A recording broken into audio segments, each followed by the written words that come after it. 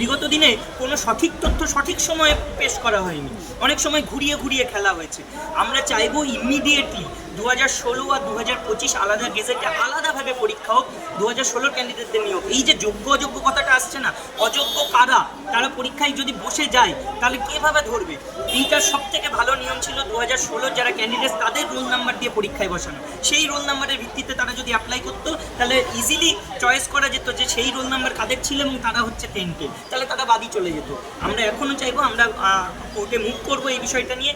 আমরা এক্সটেনশনও চেয়েছিলাম এই সময়ের। আমরা এসএসসিকেও বারবার বলেছি সময় এক্সটেন্ড করার কথা, কারণ এটা ক্লিয়ার যে আমাদের তো মেন উদ্দেশ্য পরীক্ষার বিষয় নিয়ে আলোচনা করা নয়, মেন উদ্দেশ্য হচ্ছে সুপ্রিম কোর্টের রিভিউটাকে কীভাবে অ্যাকসেপ্ট করিয়ে ওখানে জিতে আসা যায়। কারণ পরীক্ষা আমরা কেউ দিতে চাই না, এটা এখন এই বিষয়টা নিয়ে আমাদের বলতে হচ্ছে, লড়তে হচ্ছে, সেই জন্য আসা। এখন এই জায়গায় দাঁড়িয়ে এসএসসি যদি এটাকে এক্সটেন্ড না করে তাহলে রিভিউয়ের আগেই কিন্তু পরীক্ষার ফর্ম ফিল আপের ডেট শেষ হয়ে যাচ্ছে। এসএসসি এটা ভালো করে জানে, সেই জন্যই কি 14 তারিখ লাস্ট ডেট রাখা হয়েছে।